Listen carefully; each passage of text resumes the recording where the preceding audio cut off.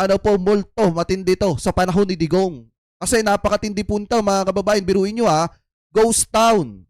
Ghost town sa Zamboanga, daang-daang pabahay, hindi pa rin napapakinabangan. At yan po pala ay sinimula nung panahon ni Digong. Ito, i-play po natin. Tila hindi lang flood control projects at farm-to-market roads ang minumulto dahil sa Zamboanga City may ghost town din, daan-daang housing units na hindi pa rin mapakinabangan ng mga benepisyaryo. Yan ang exclusive agenda report ni RJ Rasola. Biruin nyo kung gaano katindi, mga kababayan. Kaya dapat sayang nga nawala si Magalong sa ICI. Di ba sinasabi natin ng paulit-ulit, dapat maimbestigahan ni Magalong yung yung Yusik, mga kababayan, ng alam nyo, mahirap na magsalita eh. Yung may backup na mabigat na mayor. Dapat maimbestigahan yun. Ngayon, mga kababayan, balik tayo dito. Biruin nyo, daan-daang pabahay po ito na dapat ay napapakinabangan na po ng mga kababayan Pilipino po natin dyan po sa Zamboanga. Pero hanggang ngayon, hindi pa po napapakinabangan kasi nga, nagmistulang ghost town, ito pong lugar na ito na kung saan yung mga bahay nananatiling nakatindig pero hindi pa po natatapos, hindi pa po naiituloy. Kasi nga, mga kababayan, siguro nung panahon ni dating Pangulong Duterte, binadgetan yan pero hindi na ginawa ng mga kontraktor na nakakuha ng proyekto po nito. May mga ilan-ilan, mga kababayan, na talagang may daw kontraktor na ginastusan daw po yung mga bahay na ito, mga kababayan. Kumbaga, nag-abono muna at siguro iniisip na kung matatapos, mga kababayan, yan makakasingil. Kaso nga lang ang problema, siguro nung panahon ni Digong baka nakurap na ng mga in charge po dito yung pera. Di umano, mga kababayan, na ituloy pa po natin. Nagmistulang ghost town ng housing project na ito sa Barangay Cabaluay, Zamboanga City. Tahimik, walang katao-tao, at kahit saan man dumapo ang iyong paningin, itong mga housing units na hindi natapos ang iyong makikita. Ang ibang mga bahay, halos matakpan na ng mga tumubong damo. Halos isang dekada nang nakatiwangwang ang mga housing units dito sa Barangay Cabaluay. Kaya naman, ang ilan sa mga bahay dito ay unti-unti nang nasisira. At meron naman ay hindi talaga natapos. Tulad ng bahay na ito. Nakumpleto naman ang structural frame ng karamihan sa housing units. Pero ang ibang mga bahay, wala pang mga bubong, bintana at pinto. Hindi pa rin tapos ang mechanical, electrical at plumbing sa karamihan. Ayon sa National Housing Authority, bahagi ang housing project na ito sa Government Employees Housing Program na pinondohan ng 100 million pesos noong 2020. Biruin niya, mga kababayan, na pinondohan po yan ng 100 million pesos noong 2020. Sino po ba ang presidente noong mga panahon na yon? Di ba walang iba lang naman kung hindi si dating Pangulong Duterte. Kaya nga maliwanag, mga kababayan, na ito po ay nangyari sa panahon po ni Digong. Ang tanong, saan napunta yung pera na nakalaan po dito? Higit siyang narang bahay sana ang itatayo dito sa mga kawani ng gobyerno at iba pang kwalipikadong individual. Pero 5 taon matapos mag-umpisa ang proyekto, nasa 103 housing units pa lang ang natatapos at nasa 50 pa lang dito ang occupied. Tiene pa kasi mga palta, sir. El plano kasi del NHA is to tap Pag-ibig as financial arm para si completal units man take out kami na Pag-ibig. Kasi kasi Duterte Housing, sir, no ay sa fund. Ano yan, Duterte Housing? Actually nag-aa. So since LNHA, GOCC man LNHA, so LNHA Tabusca funds. Matapos ang taong 2020, hindi na naglaan ng pondo ang national government para tapusin ang proyektong ito. At dahil dito, kaya nga, Tol Chris, no? Sabi ni Tol Chris, sayang naman yan, grabe. Alam nyo, dapat ipinapagawa na ito, mga kababayan, nang matapos na. Tapos bigyan tayo ng tigigisa dito, para na sa ganun, solid. Charot lang. Biruin nyo, mga kababayan, sayang to kasi ginastusan na to ng gobyerno sa panahon ni dating Pangulong Duterte, pero wala eh. Siguro nung ibinaba ang pondo dito, mga kababayan, sa panahon ni Digong, baka nakurap na po yung iba.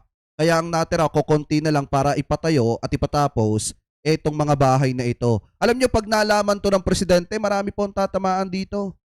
Pag nalaman to ni PBBM, mga kababayan, marami po ang tatamaan at mananagot po dyan. Ito, nagkusa o mano ang kontraktor na mag-abono muna para lang matapos ang nasa humigit 4 na rang mga bahay bago matapos ang taong ito. Mahirapan din daw na kumbinsihin ang mga loan beneficiary na idaan sa Pag-ibig Fund ang pagbili ng mga housing unit. Alam nyo, doon ako saludo sa kontraktor po nito. nito mga housing na yan mga kababayan kasi yung contractor nag-abono muna para matapos na po yung mga bahay. Ano po sa taong ito? Ano po nag-abono yung contractor. So ibig sabihin, siya muna ang gumagastos mga kababayan at nang matapos na nga itong mga nakatayong bahay na ito kasi sayang po talaga. Para el contractor, tapikura kilele asekaba el 413 units alibanda na phase 1. Para si once kompleto yaman apply kami for mortgage takeout na pag-ibig. So amo kel na plan niya usa para man-roll el sen kompleta el 925 units. Isa si Andrew sa 50 loan beneficiary na tumira na sa housing project. May mga minor issue daw ang bahay tulad ng leaking sa bathroom.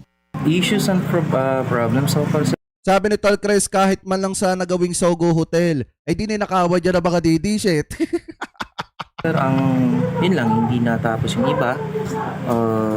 Tapos ang ibang projects ng mga bahay.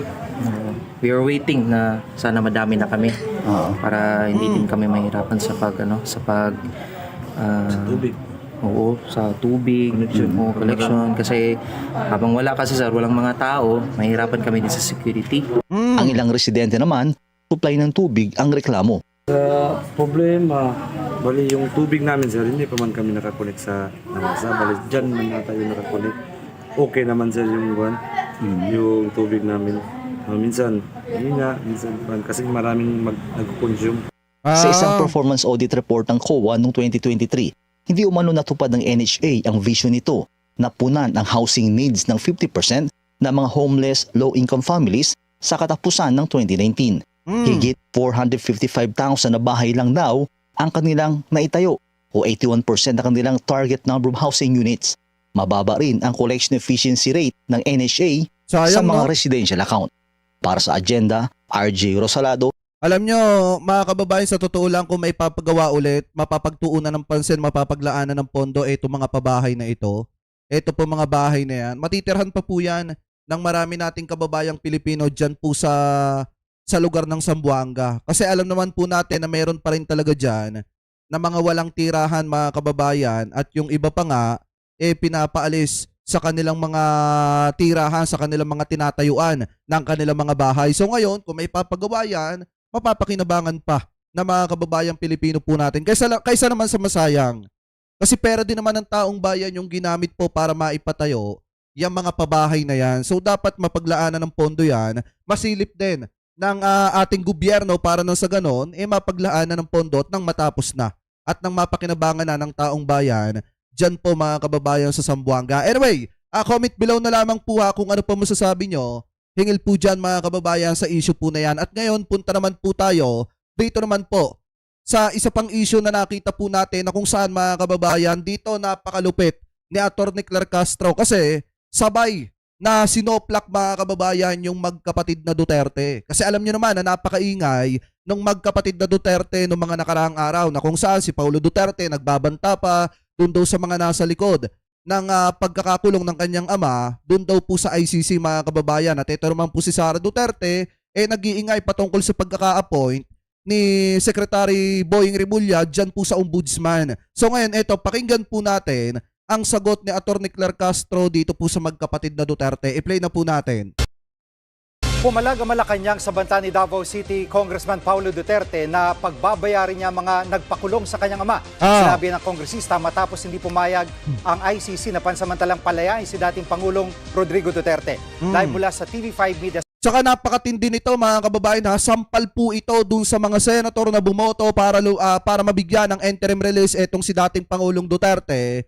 At the same time, house arrest pa nga dyan mga kababayan sa embahada ng Pilipinas dyan sa The Hague. Ngayon, ang problema kasi, tinabla po ng International Criminal Court yung interim release ni dating Pangulong Duterte at may mga sinasabi nga na hindi daw po na-comply ng legal team ni dating Pangulong Duterte. Kaya ang nangyari mga kababayan, hindi po na-aprubahan yung interim release ni dating Pangulong Duterte. Sa madalit salita, parang ang dating sa mga vlog din na Harry Roque at nung iba pa mga DD-set na nagmamalasakit kuno kay Digong, hindi tinrabaho ni Kaufman mga kababayan yung mga dapat na tugon sa katanungan ng ICC kung bakit nga ba dapat na pagkalooban ng interim release etong si dating Pangulong Duterte. Ano po, so ngayon ituloy pa po natin. Center nangunguna sa balita si News 5 Palace correspondent Maricela Lili.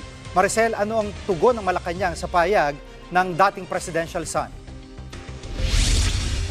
Jiggy, nasa sibilisadong lipunan daw tayo, sabi ni Undersecretary Claire Castro. Yan ang tugon niya sa sinabi ni Congressman Pulong Duterte. Sabi ni Jose Castro, hindi daw tayo nakatira sa isang barbaric world, kaya hindi tayo dapat nabubuhay na puro pagbabanta at pananakot.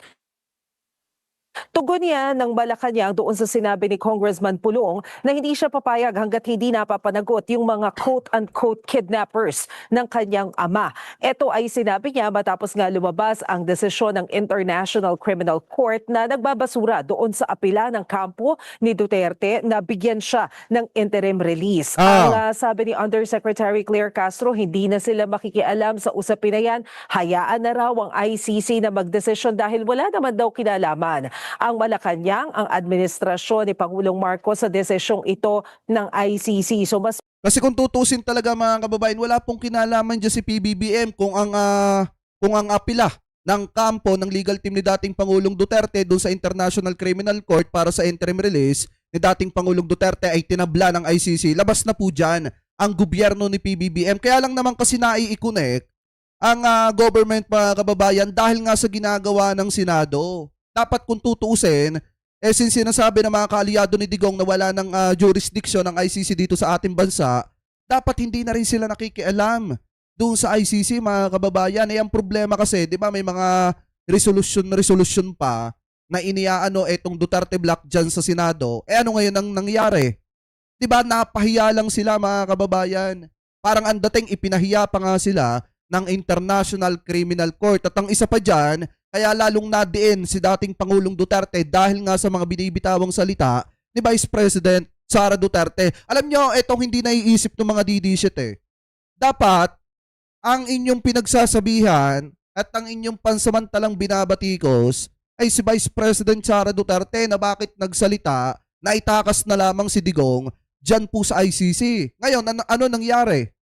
Dahil sa mga pahayag ng mga anak ni dating Pangulong Duterte, hindi napagbigyan o hindi napagkalooban ng interim release etong si Digong. Parang ang dating pa nga yung mga anak niya ang nagpapahamak sa kanya eh. Parang ang dating ayaw palabasin ng mga anak etong si dating Pangulong Duterte. Bakit? Dahil ba gagamitin sa political ambition ni Sara Duterte sa 2028? Kami nagtatanong lang naman. Diba? Anyway, tuloy pa po natin. maigi daw na hayaan na lamang ang mga abogado ni dating Pangulong Rodrigo Duterte na gumawa ng aksyon tungkol dito. Naritong pahayag ni Jose Castro. Tayo po ay nasa sinasabing civilized society at wala po tayo sa isang barbaric world. So dapat po tayong tumugon kung ano po ang rule of law at hindi po tayo dapat natatakot o lagi na lamang nabubuhay sa pananakot. Sa phone. Maricela, ano naman ang naging reaksyon ng palasyo sa payag ni VP Sara na hindi niya pipili ang ombudsman si Remulla kung siya ang presidente? Kaso Jiggy, hindi naman daw siya ang Pangulo. Yan ang sinagot ni Undersecretary Claire Castro nang mahinga ng reaksyon tungkol sa naging pahayag na yan ni VP Sara. Ang sabi ni Jose Castro, mahirap kasing sagutin yung mga pangarap na hindi naman magkakatotoo. Tama. Ito daw pagkakatalaga kay dating Justice Secretary Remulla bilang bagong ombudsman ay pinag-isipan ni Pangulong Marcos at alam naman daw niya kung ano ang kanyang ginagawa. Malinaw din naman ang direktiba ng Pangulo na nais niya ng transparency sa pamahalaan at hindi rin naman daw hahayaan ng Pangulo na merong kumurba o nagnakaw ng kaban ng taong bayan na hindi mananagot. Pakinggan natin ang sinabi ni Jose Castro. Nagkataon po hindi siya po ang presidente. So mahirap pong sagutin ang isang pangarap na hindi mangyayari sa ngayon. Pero ang alam po natin, the president thinks well, knows better. Hindi po niya hahayaan na matolerate o kampihan o depensahan yung gumagawa ng pagnanakaw ng pondo ng bayan.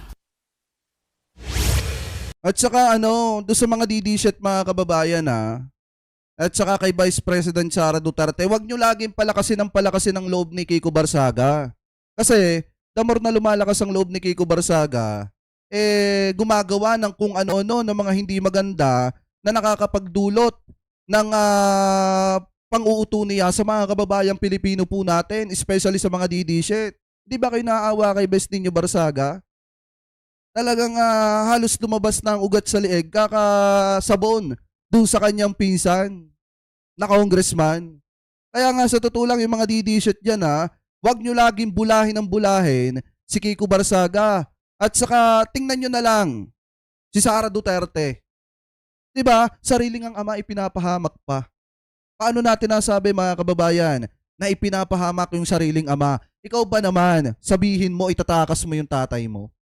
Diba? Tapos ngayon, ang nangyari mga kababayan, nung hindi napagbigyan yung interim release, biglang nananahimik si Vice President Sara Duterte at ayaw magbigay ng komento kung bakit sumablay yung interim release ng kanyang tatay na naging dahilan pa para hindi na ata makalabas sa ICC yung kanyang ama mga kababayan. Parang ang dating ipinahamak ni Sara Duterte yung kanyang tatay.